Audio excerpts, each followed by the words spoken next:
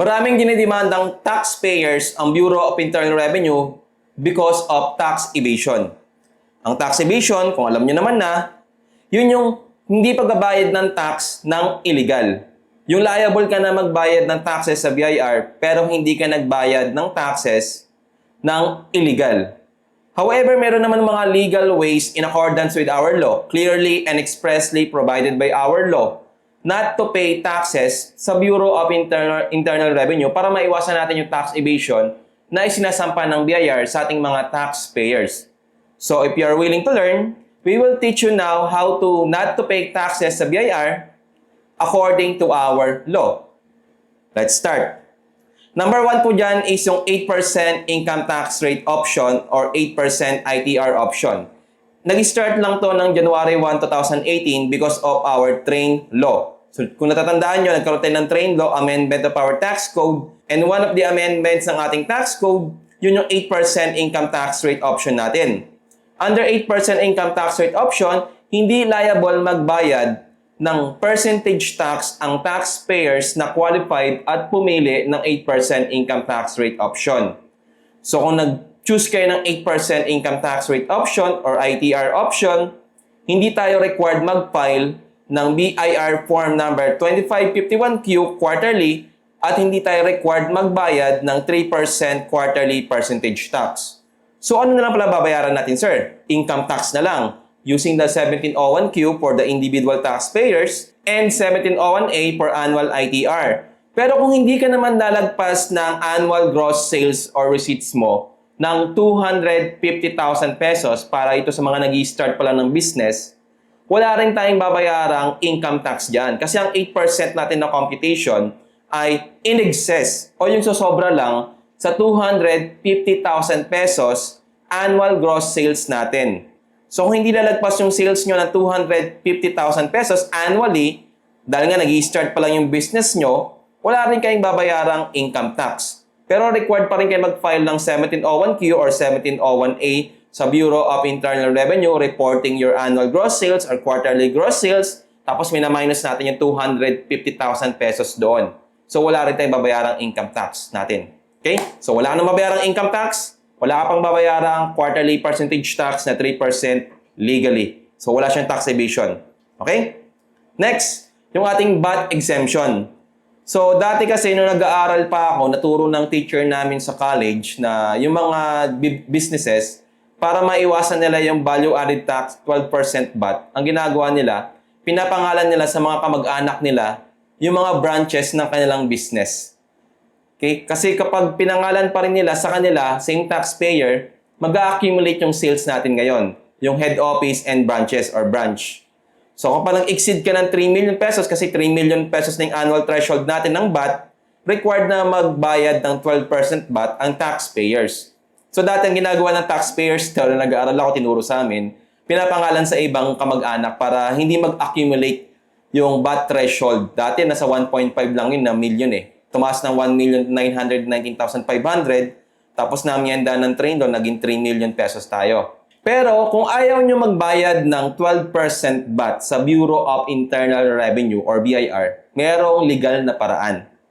Number 1 yan, yung Section 109 ng ating tax code.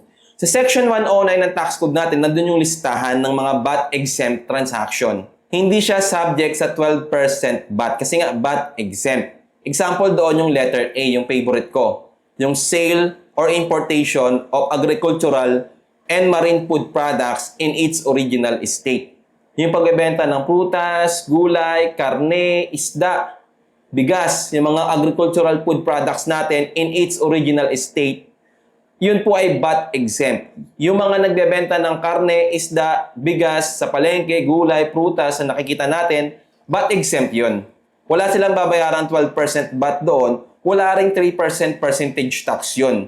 So kahit na magpas ng 3 million VAT threshold or 10 million annually yung annual gross sales nila sa pagbebenta ng agricultural and marine food products in its original state, hindi sila liable magbayad ng 12% VAT.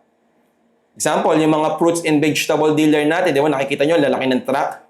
O kaya yung mga fish dealer, wala silang babayarang 12% VAT doon kahit lumagpas ng 3 million yung kanilang benta annually. Kasi VAT exempt yun. Hindi kasama sa computation ng 3 million annual VAT threshold yung VAT-exempt sales transactions natin. Pwede nyo i-check yan sa section 236 ng ating tax code.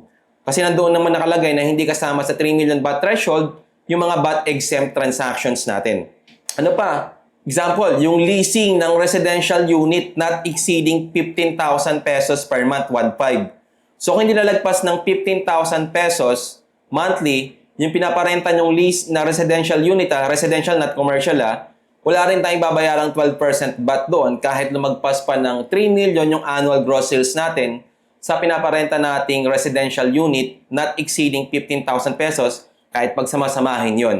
Pero yung commercial building natin, maaaring masubject yun sa 12% VAT kung lalagpas tayo sa 3 million VAT threshold resulting from commercial unit leasing natin. Commercial yung for business purposes. So kung ayaw nyo masubject sa 12% VAT, ayaw nyo magbayad ng 12% VAT, merong legal na paraan, mag-business kayo ng VAT-exempt transactions. Under po ng Section 109 ng Tax Code, i-check nyo po yun. Nandun na po yung listahan natin in accordance with our law. Pero ang gagawin nyo, mag-i-issue pa rin po tayo ng resibo. Lalo na kung VAT-exempt yung ating binebenta, paano malalaman ng BIR na VAT-exempt yung ating binebenta aside from the registration natin sa BIR?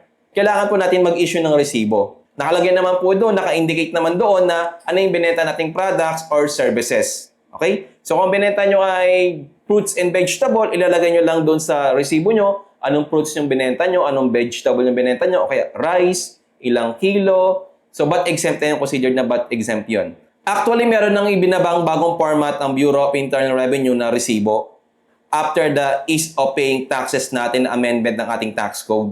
May makikita kayo doon na VAT-exempt na format, di ba? Meron format doon. O kaya naman kung non-VAT kayo, katulad namin non-VAT tayo, meron tayong makikita doon na sales exempt from percentage tax.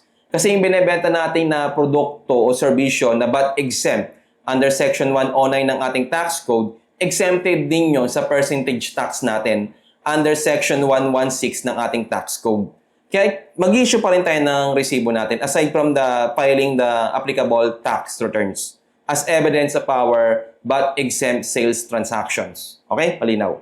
Pangatlo, BMBE or the Barangay Micro Business Enterprises Act of 2002 pa. Republic Act number 9178 natin.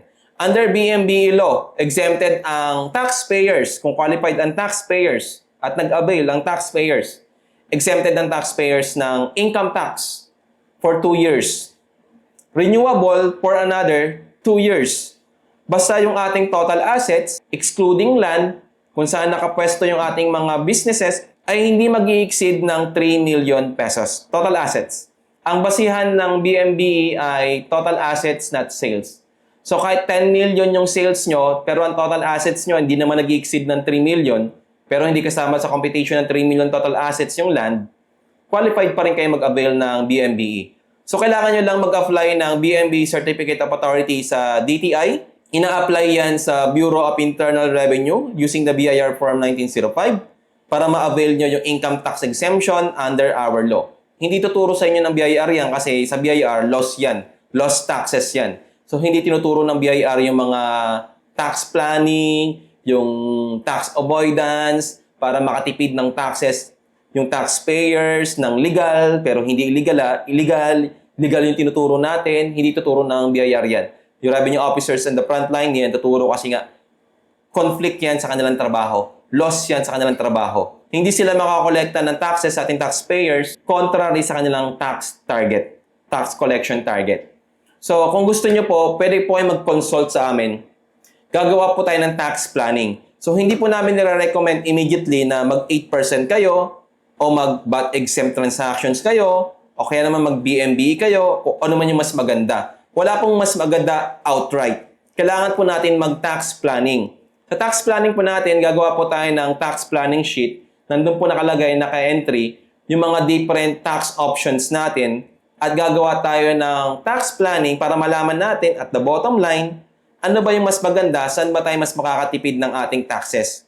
Yung ba yung 8%? The BMBE ba? The VAT exempt natin? O kaya mas maganda ba yung individual taxpayers, DTI, or sa SEC Corporation, yung ating business as a structure of our business organization? Saan ba tayo makakatipid?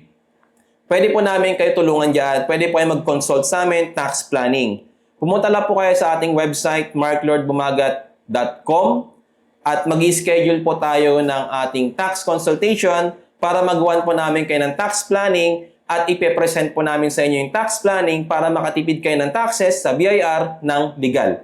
Para maiwasan natin yung tax evasion na sinasampa ng BIR sa ating mga taxpayers. So kami na po gagawa ng tax planning ninyo para malaman po natin kung saan kayo mas makakatipid. Again, hindi po namin sinasabing outright mas magandang 8%, DMBE, or the VAT exempt. Those are options only for us taxpayers para mapababa yung ating taxes na babayaran o wala mismo tayong babayarang taxes sa Bureau of Internal Revenue ng legal. Options lang natin yon. Hindi po namin sinasabi na piliin nyo to kaagad, itong 8% kasi dito kayo makakatipid. No. Para malaman natin kung saan tayo mas makakatipid, kailangan nga po natin mag-tax planning. Kaya mag-tax planning po kayo kung saan mas makakatipid. But if you want our help, pwede naman po namin kayo tulungan through our tax planning consultation. Kami po gagawa ng inyong tax planning sheet. Ipapaliwanag po namin sa inyo. Kontakin nyo lang po kami sa ating website, marklordbumagat.com.